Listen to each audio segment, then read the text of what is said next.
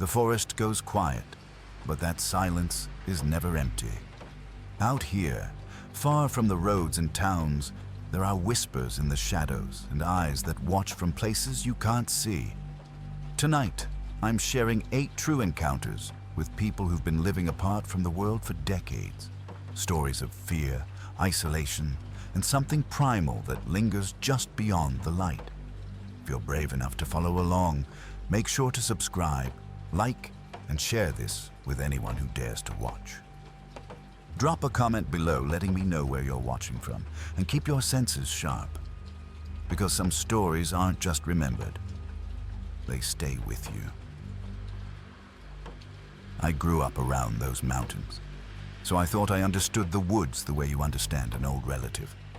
Familiar, sometimes cruel, but predictable. That day felt no different when I parked my truck near the end of an old logging road that barely showed up on maps anymore. The road had been cut decades ago, back when timber companies chewed through whole slopes and then left behind scars that never really healed. I planned a short hike, just enough to clear my head. I told myself I'd be back before dark. That was the first lie I didn't realize I was telling.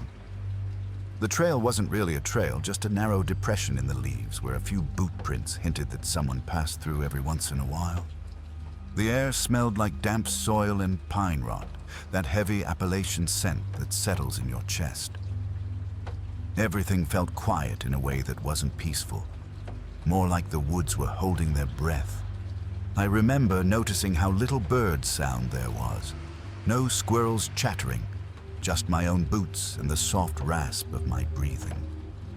I walked for over an hour, deeper than I meant to, following the old logging cuts as they twisted downhill. The trees grew tighter together, their branches knitting overhead until the light thinned and turned gray. When the sun finally dipped behind the ridgeline, it happened fast. One moment, there was enough light to see the shapes of trunks and rocks, and the next, it felt like the forest folded in on itself. Shadows pooled everywhere, swallowing detail, turning familiar shapes into things that looked wrong. That's when I saw movement. It was off to my right, just at the edge of my vision. Something tall moved between the trees, low to the ground but fast, slipping from shadow to shadow. My first thought was deer. That's what you always think out there. But deer don't move like that. This thing paused, crouched behind a hemlock, and I could feel it watching me. Not in a vague way, in the way you feel eyes settle on your skin. I stopped walking. The woods seemed to notice. Leaves rustled somewhere farther downslope, not from wind, but from deliberate steps. I told myself it was nothing. I told myself fear makes patterns out of nothing. Still, my hand drifted to the knife on my belt without me thinking about it. Then I heard the whispers. They weren't loud. At first, I thought it was wind pushing through dead leaves, but there was a rhythm to it, a cadence. Low, guttural sounds that didn't quite form words. They came from different directions, overlapping, stopping and starting like something was being discussed just out of earshot. I strained to understand them, and that's when the fear really took hold. Because they didn't sound human in the way language does. More like attempts at language, shaped by throats that hadn't used words properly in a long time. My chest tightened. I realized those voices weren't coming from one place. They were moving, slowly, encircling. I backed up without turning around, every step careful, trying not to snap twigs or crunch leaves. That's when I spotted a fallen log nearby, thick and moss-covered, half sunk into the earth. I dropped behind it, crouching low, pulling my pack tight against my body. I focused on my breathing, counting it, trying to make myself small. The whispers grew closer.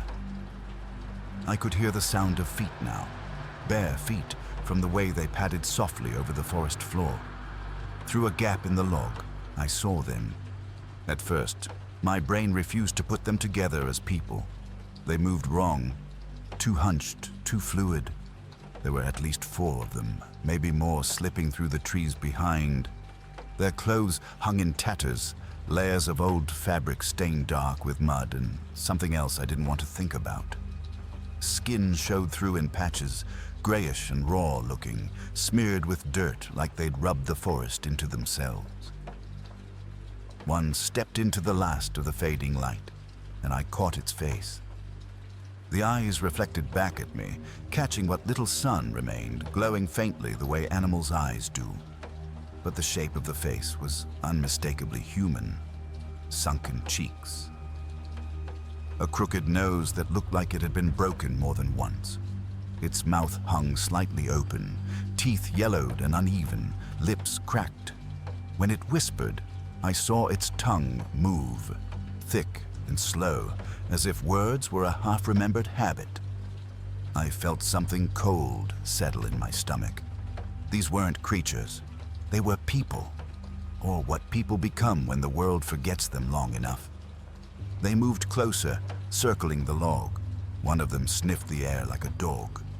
Another made a sound that might have been a laugh, or maybe just a breath pushed out wrong. I realized they knew I was there. They weren't searching anymore. They were closing in. Panic finally broke through whatever calm I had left. I bolted. I don't remember standing up. 1 second I was crouched, and the next I was crashing through brush, branches whipping my face, thorns tearing at my arms. Behind me, the whispers turned sharp and urgent. Feet pounded the ground, closer than I wanted to believe. I didn't look back. I couldn't. I focused on running downhill toward where I knew the logging road should be, even if I couldn't see it yet. The forest fought me every step. Roots grabbed at my boots. Rocks rolled underfoot. I fell hard once, scraping my hands raw, but adrenaline yanked me back up before pain could slow me. The sounds behind me never faded. If anything, they multiplied. Breath, muttering, the snap of branches from multiple directions. They weren't just chasing, they were herding. That realization almost stopped me cold. I veered sharply, changing direction, plunging into thicker brush. My lungs burned. My vision tunneled. I could smell them now, a sour, earthy stench, like wet fur and decay. One of them screamed then, a raw, wordless sound that punched straight through me and shattered any illusion that this was a misunderstanding. I screamed back without meaning to, a useless, desperate noise torn from my chest. Then my foot hit gravel. I stumbled forward and nearly collapsed onto the old logging road. It stretched out in front of me, pale and open compared to the choking dark of the woods. I didn't stop running until my legs gave out and I fell to my knees in the middle of it, gasping, coughing, trying not to black out. For a long moment, there was nothing but my own breathing. I forced myself to look back. The tree line stood silent. No movement, no figures, just darkness pooled between trunks. The whispers were gone. It was as if the forest had swallowed them whole. But I knew better than to believe that meant safety. I could feel it, that weight between my shoulder blades, the certainty of eyes still on me, hidden just beyond where the road's openness ended. I didn't linger. I staggered to my feet and half walked, half ran the rest of the way back to my truck. When I finally slammed the door shut and locked it, my hands shook so badly I dropped my keys twice before getting the engine started. As I drove away, I watched the trees in my mirrors, waiting for something to step out onto the road behind me. Nothing ever did. I didn't tell anyone what I saw. Not really. I made excuses. Said I got turned around. Said I spooked myself. But sometimes, late at night, I wake up remembering those eyes, the way they caught the light, the way something human still flickered behind them. I think about how close those hollows are to places people still live. Cabins, old houses, roads people drive every day without thinking about what's just beyond the tree line. And when I walk near those woods now, even in daylight, I swear I hear it. low whispers carried on the air just beneath the sound of leaves and wind. Not calling out, not warning, just waiting. I remember that night with a clarity that still makes my chest tighten. It started innocently enough. My friend and I had gone into the woods looking for firewood, just another quiet evening away from the noise of town. That's when we saw it.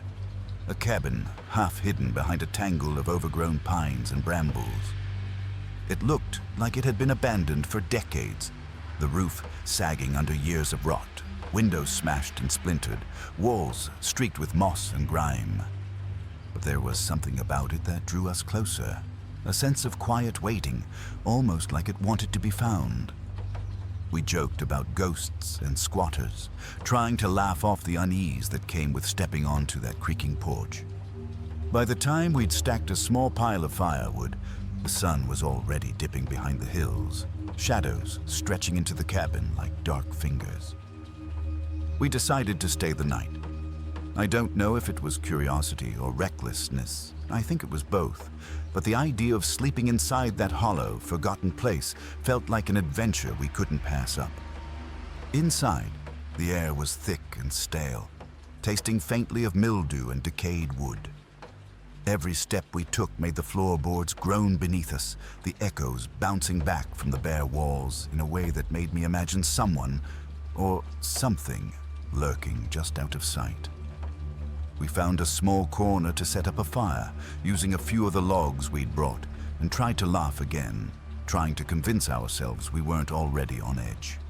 But the deeper we went into the night, the heavier the cabin felt, like it had absorbed decades of silence and was now watching us, waiting for something to happen.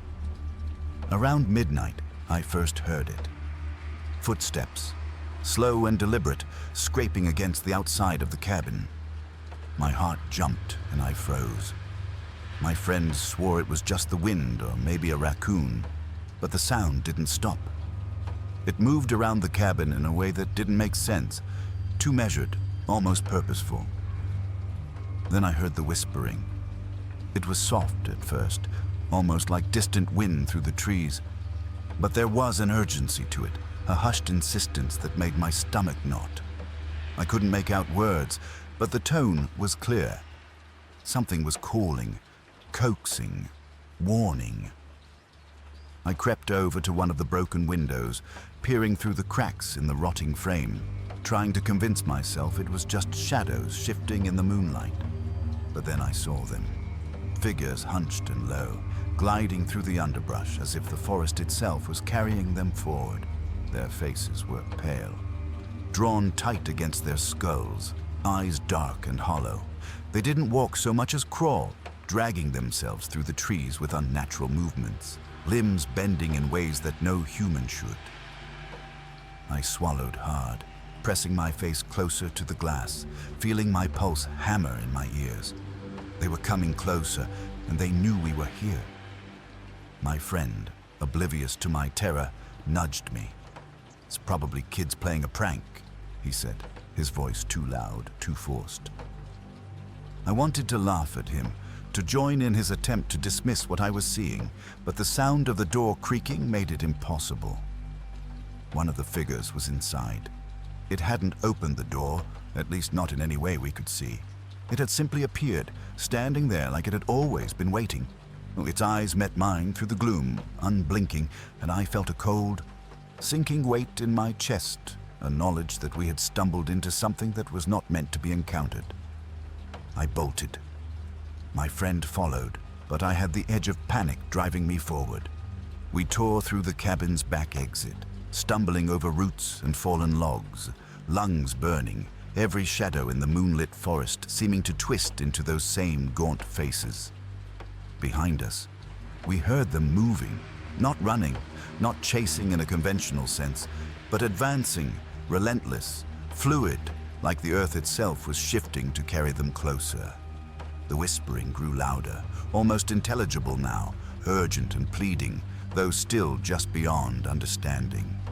We didn't stop until the trees thinned and we hit the main road, gasping and shaking under the dim glow of the moon. I kept glancing over my shoulder, half expecting to see them breaking into the open, but the forest behind us seemed silent, deceptively calm. My friend laughed nervously, trying to brush it off, but I couldn't. The unease had rooted itself deep in my bones. We made it back to my truck in silence, the headlights cutting through the shadows, but even in the safe circle of light I felt it. Eyes on my back, unblinking, persistent. That cabin has haunted my dreams ever since. In the night, I see those figures crawling through the woods, pale and silent, and the whispering returns, always at the edge of comprehension, always just out of reach. The feeling of being watched lingers for days after, a pressure on my shoulders that doesn't fade. I've tried to rationalize it, tell myself it was a trick of moonlight, a hallucination born from fear and the creaking of old wood. But the images are too vivid, the memories too precise. I can still hear the soft scraping of limbs against the earth, the low, urgent whisper threading through the trees, calling to something I hope I never encounter again. Even now, when I drive past that part of the woods, I feel the hair on my neck rise, my hands tighten around the wheel. There's a pull there, a silent invitation to look closer, to step off the road and into the undergrowth, and I fight it with everything I have. I don't know who or what was in that cabin that night, but I know it wasn't human, and I know it wasn't alone. Sometimes, when the wind is right, I can still hear the whispering in the trees, soft but insistent.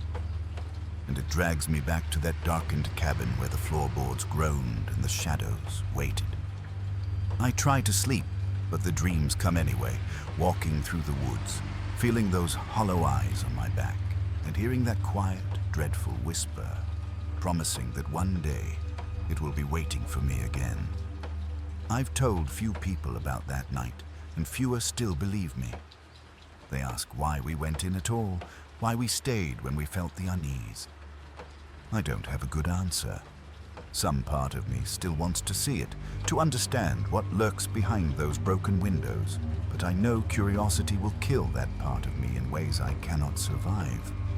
The memory is a weight I carry, a constant reminder that there are places in these mountains you do not visit, and things in the forest that will notice when you do. The cabin waits, silent and patient. And in the quietest moments, I can feel it watching me, counting the days until the next visitor dares step inside, and the whispering begins anew. Even in daylight, the thought of that place twists my stomach. I remember the way the figures moved, so unnaturally, so fluidly, as if the laws of flesh and bone didn't apply to them. I remember the silence that followed them, the sudden stillness when we hit the road, as if the forest itself had exhaled in relief, but only until the next intruder came. And every time I hear a twig snap while walking through the woods, my body stiffens. I can't shake it, the knowledge that there are things that see us before we see them, things that wait patiently in abandoned cabins, feeding off the fear we bring with us, learning us in ways we can't comprehend. I've never gone back. I don't intend to. But sometimes, late at night, I find myself staring out the window, listening to the wind in the trees, and I swear I can hear it, the slow, deliberate steps moving just beyond the edge of the woods, and the whispering that follows, a soft, urgent promise that the cabin is waiting, and it remembered. I'd been in the mountains since before sunrise, driving Forest Service roads and walking ridgelines for a survey job that paid just enough to keep me coming back. By the time I turned downhill, my hands were stiff from the cold, and my eyes burned from staring into trees all day. The road I took wasn't on my map. Not really. Just a pale cut through the woods that looked like it had been used enough to be safe. I remember thinking I'd shaved maybe 30 minutes off my drive, which felt like a small victory after a long, quiet day where nothing went wrong. The mountains were calm in that late-night way, the kind of calm that makes you talk to yourself just to hear a voice. The moon was high and bright enough that I didn't bother with my high beams. It laid a thin silver wash over everything, making the trees look taller and the shadows deeper. The road dipped sharply, and that's when I saw the creek. It hadn't been there on the way up, or at least I didn't remember it. A narrow wooden bridge stretched across the water, boards warped and dark with age, the whole thing sagging in the middle like it was tired of holding itself together. Moonlight reflected off the wet planks, giving them a clean shine that didn't match how rotten the rest of it looked. I stopped at the edge of the bridge and put the truck in the park. The engine ticked softly as it cooled, and I rolled down the window to listen. I could hear the creek running low and steady, and somewhere far off, an owl. Nothing else. No insects. No wind. The silence pressed in on me, and I remember feeling a strange hesitation, like the air itself was asking me not to cross. I told myself I was just exhausted. People make bad calls when they're tired. I put the truck back in gear. The bridge groaned under the weight, each plank complaining as the tires rolled over them. I kept my foot light on the gas, eyes fixed ahead, when I noticed movement along the creek bank to my left. At first, I thought it was just shadows shifting as the water moved, but then I saw the shape of a person standing among the trees. They weren't walking or crouching. They were just there, upright and still, facing me. My stomach tightened. I glanced to the right, and there was another one, then another, farther back, half hidden by brush. They were spaced out along the banks, evenly, like they'd been placed there. None of them moved. None of them reacted to the sound of my engine or the creak of the bridge. They were just watching, heads tilted slightly forward, eyes fixed on me. I slowed to a crawl, heart thudding so hard I could feel it in my throat. I told myself they were locals, maybe folks living rough, maybe hunters waiting out the night. But something was wrong. Their posture wasn't right. They stood too straight, too rigid, like mannequins propped against trees. As I rolled forward, one of them stepped out onto the bridge. It looked like a man in the loosest sense. He was tall and thin. His clothes, or what was left of them, hung in strips, soaked and clinging to him. His skin was smeared with mud and leaves, as if he'd rolled in the forest floor. When he lifted his head, the moon caught his face, and I saw his eyes. They were completely black, not dark brown, not shadowed, just black, glossy and empty, like deep water at night. He didn't blink. I hit the brakes and the truck skidded slightly on the wet wood. My hands shook on the wheel. The man-shaped thing didn't flinch. He didn't even acknowledge the truck's headlights burning into him. He just stood there, feet planted, staring. I swerved, instinct taking over, the tires thumping as I bounced over uneven boards. I passed him so close I could have reached out and touched him, and for a split second I smelled him, earthy and sour, like rot and damp soil. I didn't look at him as I passed. I couldn't. I stared straight ahead, breath coming in sharp, painful pulls, and pressed the gas harder than I should have. The bridge groaned and shifted under me, and I thought for sure it was going to give way. The sound of wood cracking echoed in my ears, and then I was off the bridge, tires hitting dirt, the truck lurching forward. I didn't slow down. I didn't even check my mirrors at first. I just drove, the road twisting and narrowing, branches scraping along the sides of the truck. When I finally dared to look in the rearview mirror, my blood ran cold. More of them were emerging from the trees, stepping onto the bridge in perfect silence. They moved smoothly, almost gliding, their limbs loose and wrong in a way that made my skin crawl. They didn't chase me. They didn't need to. They just watched as I fled. The roads seemed to stretch endlessly, each turn leading to another stretch of forest that looked exactly the same. I kept expecting to see headlights behind me, or one of those figures standing in the road ahead. But there was nothing. Just trees and darkness and the sound of my own ragged breathing. When I finally hit pavement and saw the glow of town lights in the distance, I almost cried from relief. I didn't stop until I was parked in front of a gas station, lights buzzing overhead. other cars around me. I sat there for a long time, hands still gripping the wheel, trying to convince myself that what I'd seen was explainable. People live out in those woods. People do strange things. The bridge, the timing, the moonlight. My brain kept offering excuses, and I kept accepting them because the alternative was too much. I went back to my motel that night and barely slept. Every time I closed my eyes, I saw those black, unblinking eyes staring back at me. In the morning, I asked a local at the diner about unmarked roads and old creek crossings in the area. He looked at me for a long moment before shaking his head and saying there were plenty of places best left alone. He didn't ask for details, and I didn't offer any. I avoided that area for months, took longer routes, stuck to main roads. But work has a way of pulling you back, and eventually I found myself driving near those mountains again. Not the same road, not the same creek.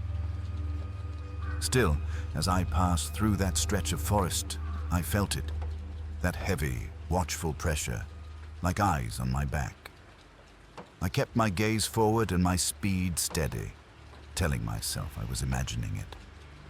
One evening, just before dusk, I caught a glimpse of water through the trees where there hadn't been any before. A narrow creek reflecting the fading light. The trees along its banks leaned inward, their branches arching over the water, creating a tunnel of shadow. It looked wrong, too close, too intentional. I didn't slow down, but as I passed, I saw movement at the edge of my vision, figures standing perfectly still among the trees. I don't drive those mountains at night anymore. I won't cross unmarked bridges, no matter how solid they look. And sometimes, when I'm alone on a quiet road and the forest presses in close, I feel that same hesitation I felt before the bridge, that unspoken warning in the air. When that happens, I listen. Because I know now that some places in those mountains are watching, waiting, and once they've seen you, they don't forget. I remember the day like it was carved into my mind, every detail sharpened by the fear that lingered long after we left that ridge.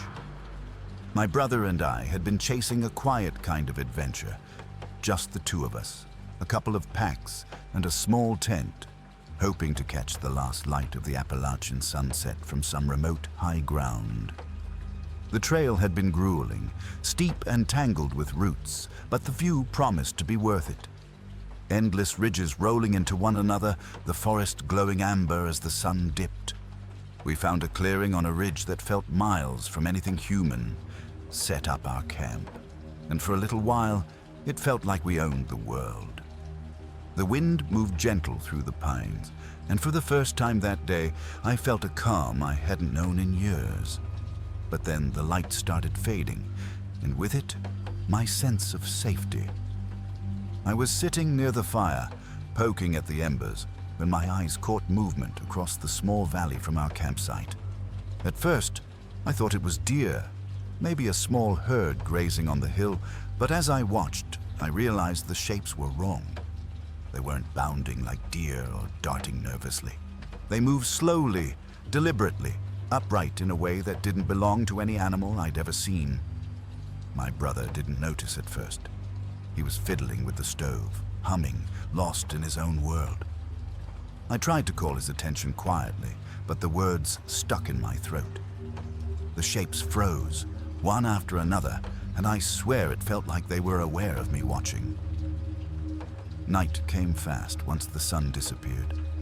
Shadows crept over the ridge, swallowing the firelight in patches. And the figures, I could no longer convince myself they were animals, shifted with it. Sometimes they vanished, leaving only the rustle of leaves or the snap of a twig.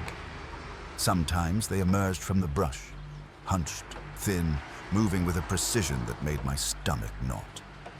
They never came closer than the base of the hill, but their presence was undeniable, a creeping insistence that we didn't belong there. My brother finally looked up and followed my gaze. His face went pale and he muttered, "What the hell is that?" We sat frozen for what felt like hours. Every time the fire flickered, I thought I saw them leaning closer, almost studying us, their movements deliberate, patient. And then I noticed something else. Symbols etched into the trunks of trees near the edge of our clearing. At first, I thought someone had done some hiking graffiti, but the marks weren't playful. They were deep, almost violent, carved with an intensity that suggested intent. Some lines were jagged, others circular, like they meant something I couldn't understand, something old and angry. The bark around them was darkened, as if the cuts had bled into the wood over years, or maybe it was some resin I couldn't tell. I ran my hand over one, and it felt sticky, almost wet, like it had been made recently. That's when I first heard it. The whispers. They weren't close, but they were carried on the wind in patches, brushing against my ears. At first, I thought it was the rustle of leaves, but the words were distinct, though incomprehensible. It was like a language I didn't know, old and guttural, and every time I tried to focus, the wind shifted and the sounds danced away, just out of comprehension. My brother heard it too, finally, and his hand gripped my shoulder. We didn't speak. There was nothing to say. Then they started moving closer, just barely emerging from the shadows of the trees. I could see their eyes reflecting the firelight, small points of yellowish glow that didn't blink. Their bodies were thin, hunched, arms too long, legs crooked, moving in a rhythm that made no human sense but was frighteningly coordinated.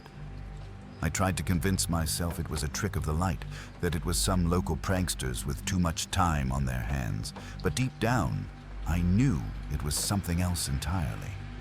Something that had lived here far longer than we had. Something that owned the ridge. We didn't wait to see more. We packed our things silently, every movement deliberate, trying not to draw attention. But I caught glimpses even as we moved. One figure standing at the crest of the hill, perfectly still, watching us. Not hiding, not retreating, watching. There was a weight to its gaze that made me feel naked, exposed like a trespasser in a place where time had no meaning. The trek back down the ridge was hell. Every snapped twig, every shift of shadow made me jump. I didn't look back, but I could feel them, lingering, keeping pace just beyond the reach of our vision. My brother stumbled once and cursed quietly, and I grabbed his arm, whispering, "Keep moving, don't stop, don't look back." And we did, until the trail opened to the wider forest and the first hint of civilization. Even now, weeks later, I can't shake it. I see their shapes sometimes in the corner of my vision, the way the wind carries shadows across walls in my apartment, or the fleeting reflection of movement in a darkened window. And at night, when I'm lying awake, I hear those whispers again, carried on some distant wind, unintelligible but deliberate, as if reminding me that ridge was never ours. I can't forget the etched trees, the calculated movements, the way they watched us with an intelligence that wasn't human. I've tried to tell people, friends, co-workers, anyone who will listen. Most shrug, call it imagination or mountain fever, but I know what I saw.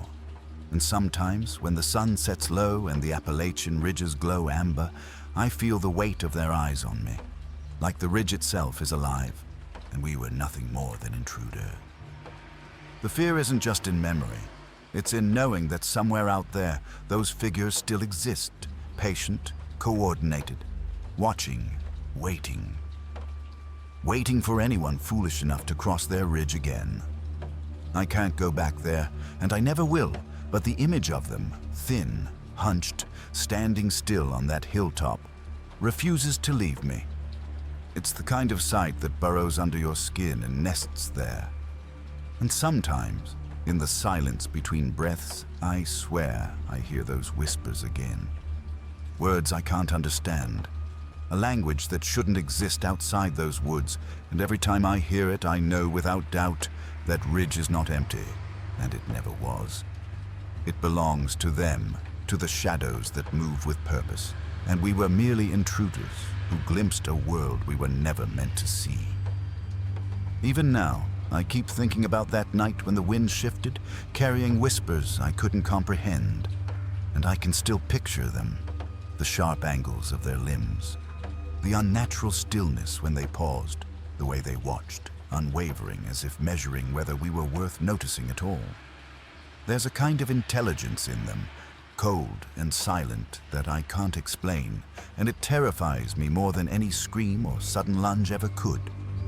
I don't know what they are, or how long they've been there, but I know they know the mountains, the ridges, every curve and shadow, and I know they remember every human who dares to step onto their land. And that knowledge stays with you, gnawing at your chest like an animal you can't see but feel, long after you leave the ridge. You tell yourself it's over, that you're safe back in the world of roads and lights and human sounds. But it's not. The ridge doesn't forget. The shapes don't forget.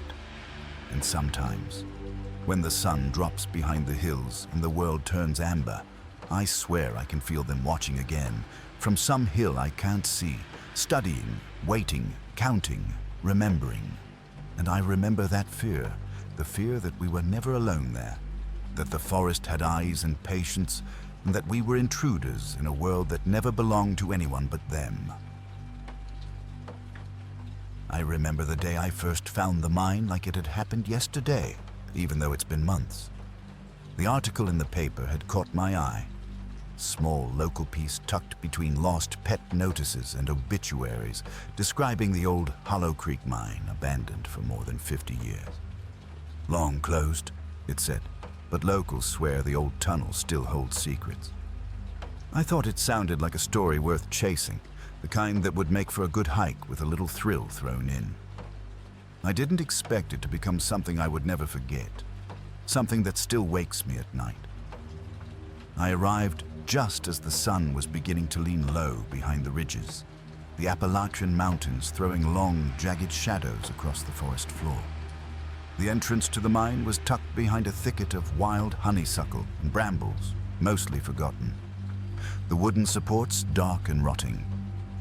I took a deep breath, flashlight in hand, and stepped inside. The air was instantly colder, carrying the smell of damp stone and rusted metal. It was heavier than the outside air, thick with dust and something I couldn't identify at first, a faint, sour undertone that felt almost alive. The beam of my flashlight cut a narrow path through the darkness, bouncing off rough-hewn walls and scattered debris. The floor beneath me was slick with a mix of mud and loose stone, and every step echoed faintly, like the tunnels themselves were holding their breath. At first, I only saw the usual signs of neglect: broken timbers, discarded tools, and the occasional puddle reflecting my pale light. But as I moved deeper, I noticed the footprints in the dust. They were small, far smaller than mine, and too numerous to belong to a single person. They twisted and turned like someone or something had been running back and forth through the tunnels for hours, days, maybe even years. My stomach tightened, but curiosity pushed me forward. The whispering started just as I reached a narrow bend in the tunnel. At first, I thought it was the wind, moving through the empty shafts in a low, constant hum. But then it became words, or something like words.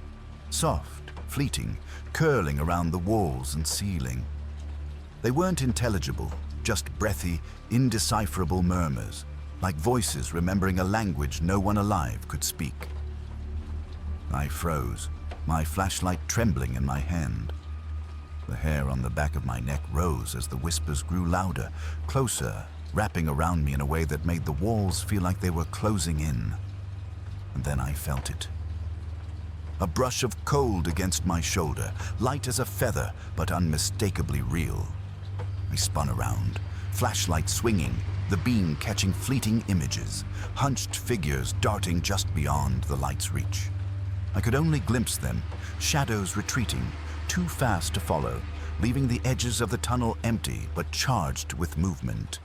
They didn't seem human, not entirely, but they weren't impossible either. Just wrong. They were something I felt rather than fully saw, something that belonged in the dark folds of the mine and nowhere else. I tried to keep my breathing steady, telling myself to calm down, that maybe it was the isolation, the shadows playing tricks on me. But the tunnel felt wrong, stretching longer than it should, turning in ways that didn't match the map I'd roughly sketched from old records. Every corner seemed to stretch on into deeper darkness, the walls pressing closer together, and the whispering never stopped. Sometimes it felt like it came from behind me, sometimes from above, other times from the stone floor itself. I couldn't tell if I was moving forward or if the mine itself was moving, guiding me deeper into its guts. I stumbled across another set of footprints that hadn't been there moments before, small and frantic, like whatever had made them had been running circles around me while I froze. I shined the light down the corridor ahead, trying to catch any hint of movement, but the beam only reflected back a dusty, empty tunnel. Still, I knew they were there.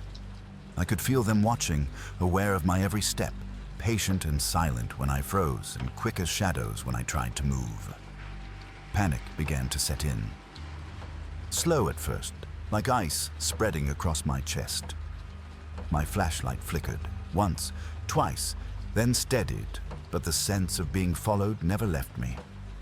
I could feel it brushing against my arms as I tried to grip the light, brushing past my legs as I ran, an unseen weight pacing me, forcing me down the wrong tunnels until I wasn't sure which way led out. The air seemed thicker now, colder, and the whispers became almost urgent in a way that pressed against my skull. At one point, I tripped over a fallen beam, scraping my knee on the jagged stone. I gritted my teeth and scrambled upright, cursing under my breath. That's when I saw a figure clearly in the flashlight's beam for the first time. It was hunched, impossibly thin, moving like it had no joints, all angles and sudden movements. Its face was hidden, but the shape of its head and shoulders pressed against the edge of my vision with a patience that made my skin crawl.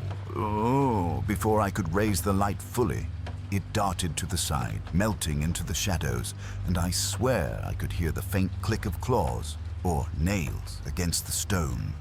I ran. I don't even remember thinking, just running, flashlight bouncing wildly against the walls.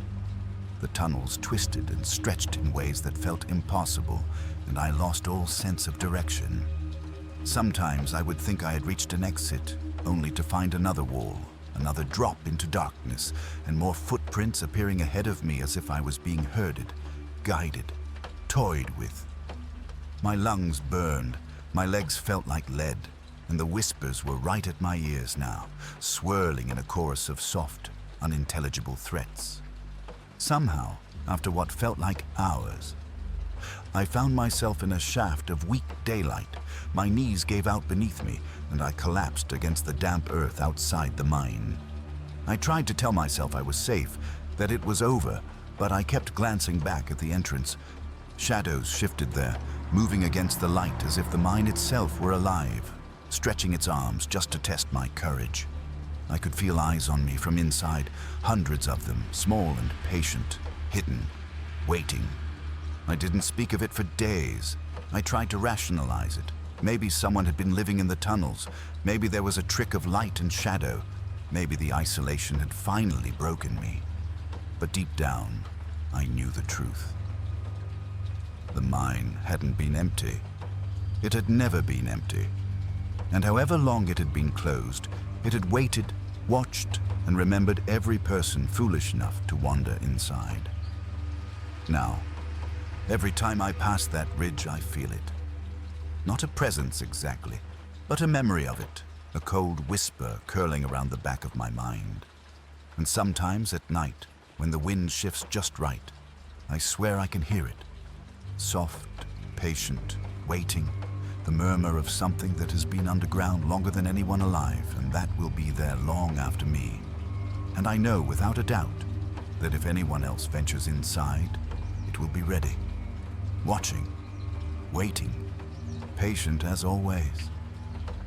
Even now, days later, I wake in the dark with the same sense of eyes on me, and my skin prickles when I remember the way the figures moved, all angles and impossibly fast, all patient, all silent. I keep telling myself it was a hallucination, a trick of shadow and fear. But I know better. I know that the Hollow Creek mine is alive in a way no one can see. And it never forgets the living who enter. It waits. And sometimes, in the quietest moments, I can still hear the whispering calling my name. And I'm not sure if I'll ever be free of it.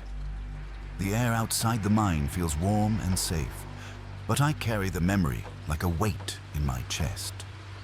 I think about those footprints, countless and small, a history of the damned, the lost, or the hidden, and I realize the mine doesn't just contain darkness, it cultivates it. It stretches it, shapes it, and waits with patient cruelty for anyone foolish enough to step into its black veins. Even writing this, I feel the pressure of its memory pressing at the back of my skull, and I know the next person who wanders into Hollow Creek Mine may never return. And if they do, they will carry its memory with them too. It's a terrible, simple truth. Some places are not meant for people. Hollow Creek Mine is one of them, and whatever waits inside has learned to wait. It has learned patience, and most of all, it has learned to watch. I'd been driving that narrow mountain road for hours, the sun already dipping behind the ridges when I first saw it, the asphalt just ending. One moment, the ribbon of pavement stretched ahead in the dim light, and the next, it vanished, swallowed by a thick gray fog that clung to the field like it was alive. I slowed, squinting, trying to convince myself it was some trick of the shadows or a sudden drop-off I hadn't noticed. But the fog wasn't normal. It hung low, pulsating in the fading light, obscuring the tree line, the ground, everything beyond a few feet. I should have turned around then, but there was a strange pull, an instinct that I shouldn't leave, like the road had led me to it for a reason I couldn't comprehend. That's when I saw them. Figures, tall, still, silent, emerging from the mist. At first I thought they were trees, elongated trunks bent in strange angles, but as I blinked, they moved closer, stepping as if over invisible lines, yet never disturbing the fog beneath them. Their shapes were humanoid, but wrong. Too thin, too rigid, like they'd been stretched out of some other dimension. My hands gripped the steering wheel so tightly it ached, my pulse hammering in my ears louder than the engine. I tried to speak, to tell myself it was someone playing a prank or some hikers, but no sound came out, and the figures didn't react. They didn't even look at me, though I felt their awareness like a weight pressing through the glass. I slammed the car into reverse, trying to get away, but the road behind me, it wasn't there. Where I'd just been driving, thick brambles and mud had overtaken the asphalt, tangling over the tires like roots seeking to trap me. My headlights cut through the fog, catching glimpses of shadows that shifted just at the edge of my vision. I pressed the horn repeatedly, hoping the sound would break through whatever nightmare I'd driven into, but it came back muffled, distorted, swallowed by the mist. Panic clawed at me, and I threw the car into gear, trying to drive through the field, through the fog, but the wheels sank into wet earth, slipping and spinning uselessly. That's when I left the car. The trees closed in quickly once I stepped out. The fog rolled with me, curling around my ankles, thickening into a choking wall. I moved forward blindly, breaking branches underfoot, hoping to find some recognizable landmark, some way back to the road I'd come from. And then the whispers started. Soft, almost delicate, calling my name. At first, I thought it was the wind.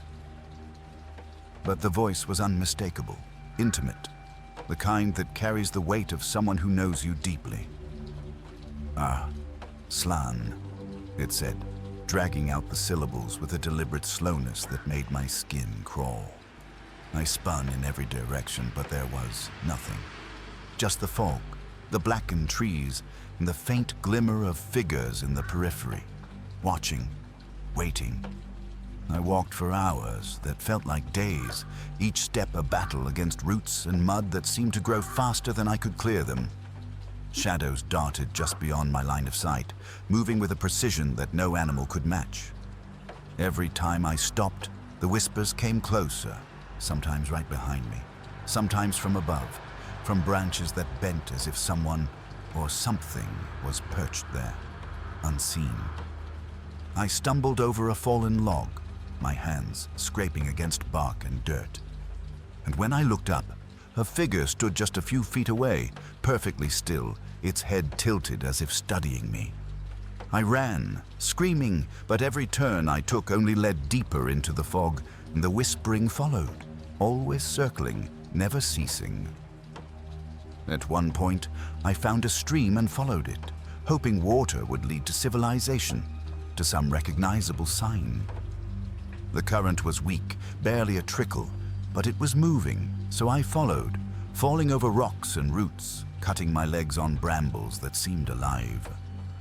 The fog began to thin slightly as dawn approached, pale light spilling over the tops of the ridges, but it didn't bring comfort, only a false sense of security. That's when I realized the whispering had stopped. No soft calls, no rustling. Silence. And then, the road. Finally, a familiar patch of asphalt. Cracked, but unmistakably the one I'd driven hours before. The fog had lifted entirely, the figures were gone, and the mountain looked normal, benign almost, as if the previous night had been some hallucination born of fatigue. But I know better. I know what I saw. I remember the way the shadows moved in unison, the way the whispers slithered through the trees, the way the mist clung to the earth like a living thing. Even now, when I drive past that area, something about the road feels wrong. It's too quiet, too empty, as if it's holding its breath, waiting for me, or someone else, to make the mistake of turning down that path again.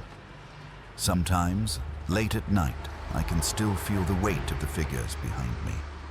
I hear the faint echo of my name in the wind, and I swear I can see movement at the edge of my vision.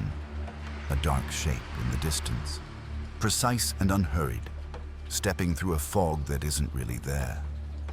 I've tried to convince myself it was just exhaustion, that my mind was playing tricks, but the memory of the road ending in that gray, suffocating field is too vivid. The figures, the whispers, the way the mountains seem to bend reality itself. It's all lodged in my memory, a scar I can't erase. Even the locals speak of the area with unease. Hikers who disappear, hunters who claim they were followed by shadows, voices calling out names in the mist. They call it an old place, older than any living memory, and when I hear them, I nod silently. I know the truth is far worse than any story they'll tell. Because the road, I can see it in my mind like a faded photograph, was never meant to end, and yet it did.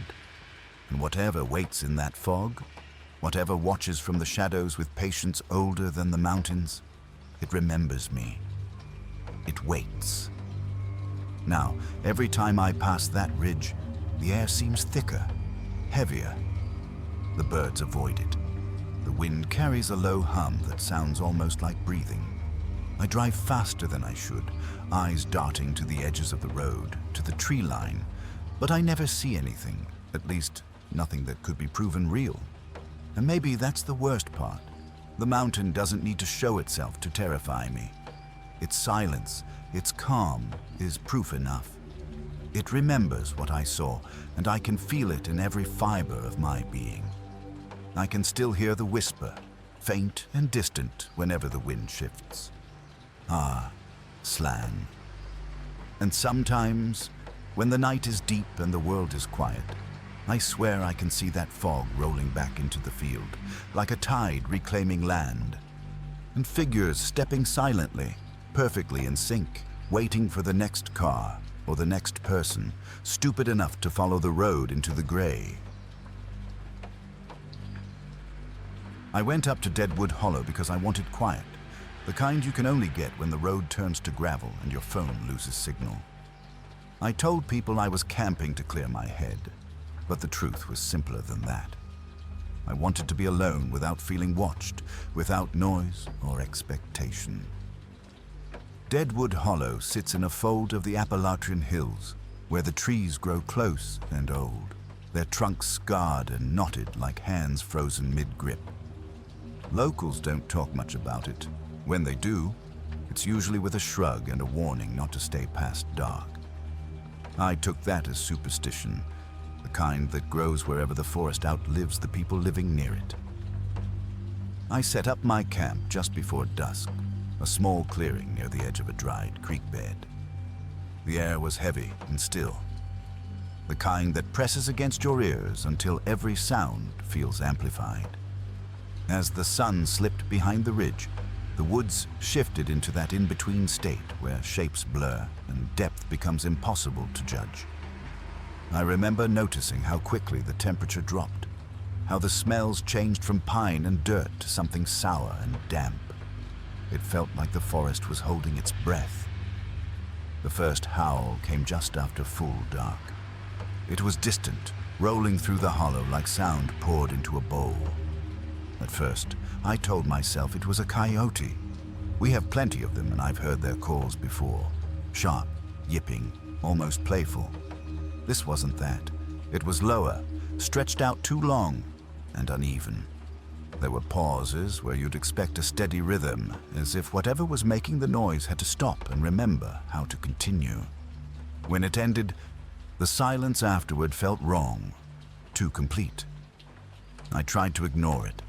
I made a small fire, cooked my dinner, and focused on normal things. The hiss of fat in the pan, the crackle of wood, the glow of embers. Then the second howl answered the first, closer this time, and different. It rose and fell in a way that made my skin crawl because buried in it was something almost familiar. Not words exactly, but a cadence that reminded me of speech. I realized I was holding my breath, listening harder than I should have. I told myself curiosity wasn't fair. That's the lie I clung to when I grabbed my headlamp and stepped away from camp. The woods beyond the firelight felt thicker, the darkness layered instead of empty.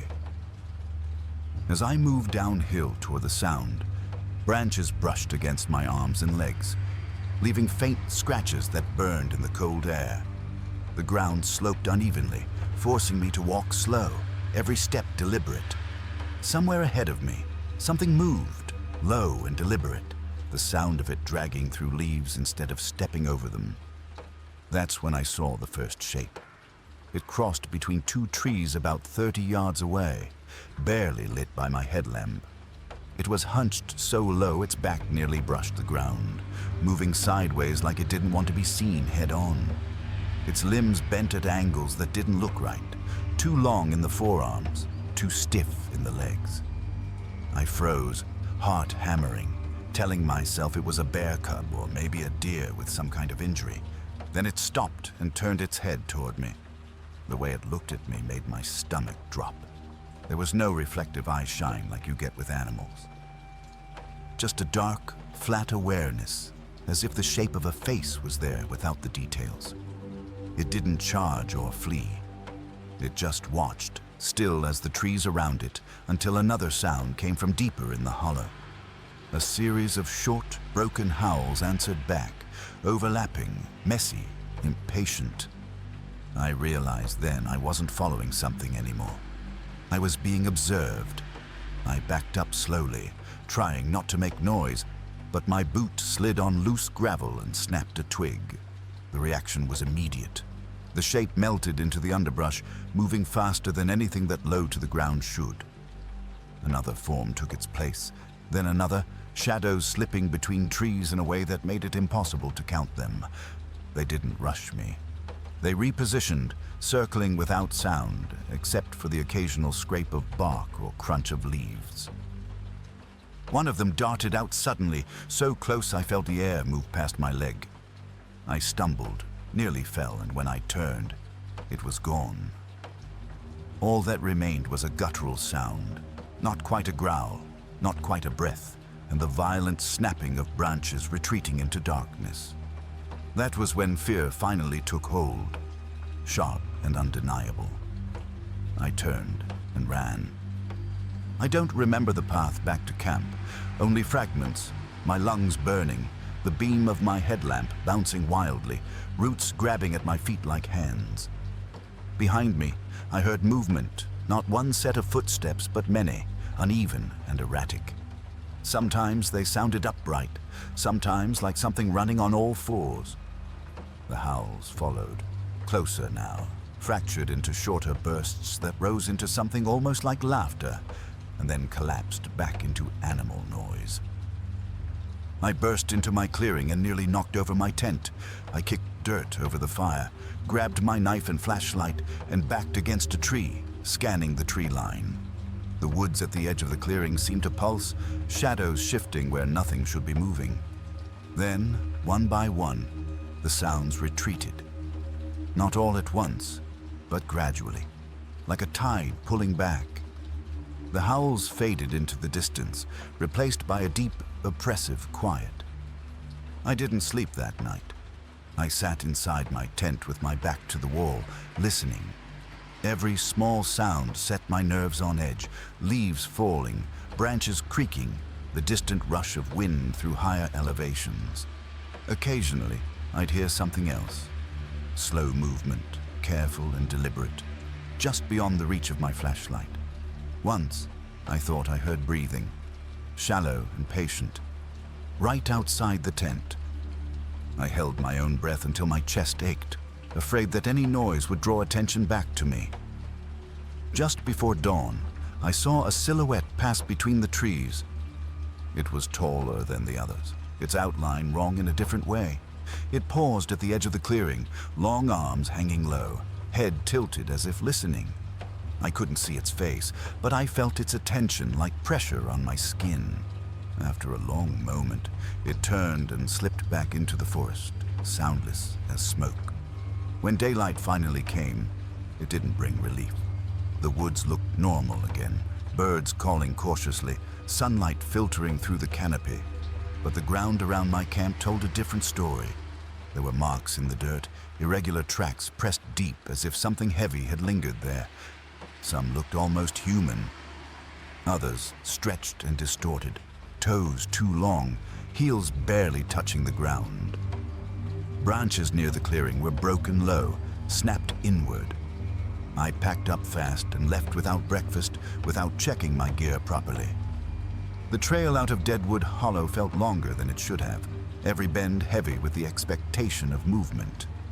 I didn't stop until I reached my truck, and even then, I kept the engine running, scanning the tree line until I was back on the road. I've never gone back. Sometimes, late at night, when the wind moves just right outside my house, I hear echoes of those howls. They still don't sound like animals. They sound like something trying and failing to remember how to be human. And the worst part is knowing that whatever watched me that night didn't chase me away because it couldn't catch me. It let me go. I grew up hiking those hills, and by the time this happened, I thought I knew every bend of trail and every hollow well enough to walk them in the dark. That confidence is probably the only reason I'm still here. It was late July, the kind of day where the heat hangs on even after the sun starts sinking, and I'd been out longer than planned. The official trail looped wide around a ridge, but there was a narrow cut-through I'd used before, a shallow creek valley that shaved off nearly an hour. It was nothing official, just a faint path, locals knew, where the water braided through reeds and smooth stones before dropping into thicker woods.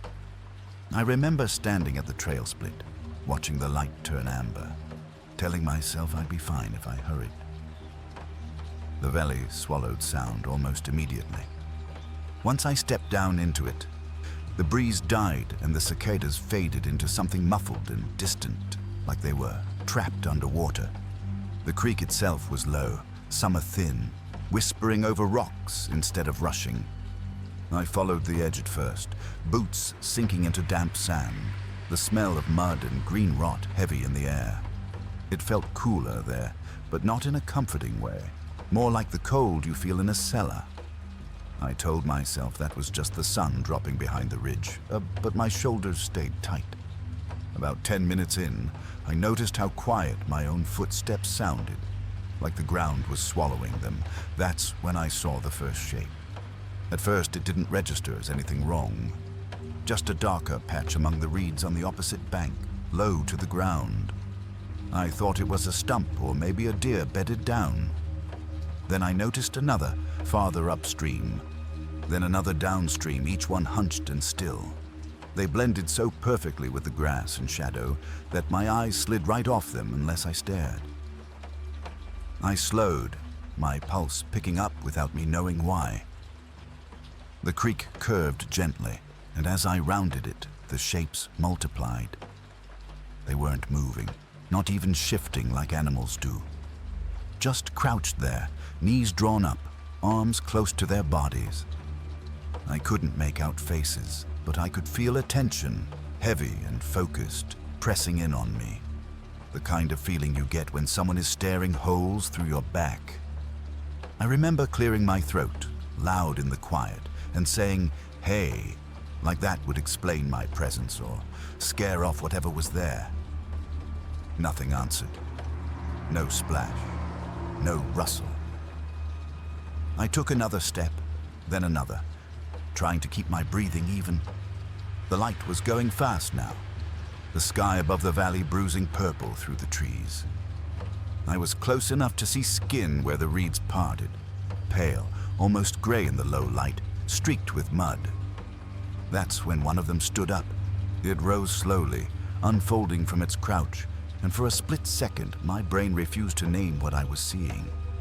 It was human-shaped, but wrong in small, terrible ways. Too thin, ribs sharp under stretched skin, shoulders hunched forward like it had forgotten how to stand straight. It didn't bare its teeth or lunge. It just stared at me. Its eyes caught the last light and reflected it dully. Not bright like an animal, more like wet stones. I realized then that the others weren't animals either. They were people, or had been once. A sound slipped out of me, something between a gasp and a whimper. That was enough. The one standing tilted its head, and around me the reeds began to move. Not all at once, but in a slow, deliberate way, as if they'd been waiting for a signal. Figures rose along both banks, upstream and down, emerging from cover. Some stayed low, some stood, some crawled closer on hands and feet. I couldn't count them, and that terrified me more than if there had been a clear number. There were whispers then, soft and breathy, carried by the creek. I couldn't make out words, but I knew they were meant for me. I backed up, water splashing around my ankles, my heels slipping on a stone. Panic crashed in, hot and dizzying. I turned and ran. The path vanished immediately, swallowed by brush, and I plunged straight into the creek, not caring how loud I was. Branches clawed at my arms and face as I crashed through the banks, heart hammering so hard it hurt. Behind me, the whispers grew louder, closer, overlapping. I heard splashing too, uneven and frantic, and the wet slap of bare feet on mud. I don't remember choosing a direction. I just ran downhill, following the sound of water, lungs burning. The valley seemed longer than it ever had before, twisting, narrowing, the trees crowding in until it felt like the dark itself was chasing me. Once I slipped and went down hard, knocking the breath out of me. As I scrambled up, something brushed past my leg, fingers cold and slick with mud. I screamed then, full-throated, and bolted again, tears blurring my vision. The road came out of nowhere. One moment I was stumbling through brush, the next my foot hit gravel and I sprawled onto the shoulder, gasping. Headlights flashed in the distance, a truck rounding a bend. I rolled over and looked back toward the valley, expecting to see shapes spilling out after me. There was nothing, just the dark mouth of the trees and the creek whispering to itself. The truck slowed as it passed, the driver leaning out to ask if I was okay. I don't remember what I told him, only that I couldn't make myself look away from that tree line until he was gone. I walked the rest of the way home along the road, shaking so badly I had to stop more than once. All night I heard whispers whenever the house creaked or the wind brushed the siding. In the morning I went back, because part of me needed to know I hadn't imagined it. In daylight, the valley looked ordinary, peaceful even. I found no tracks, no signs of anyone camping or living there. Just reeds, mud, and the slow creek. But sometimes when I hike near that place now, especially in summer when the light fades late and the air turns thick, I feel it again. That sense of being watched, of stepping into a space where I don't belong. Once, I could have sworn I heard my name carried on the water, soft and inviting. I don't take shortcuts anymore, and I never, ever go near that creek at dusk, because some part of me knows they're still there, crouched low and waiting, patient as the hills themselves.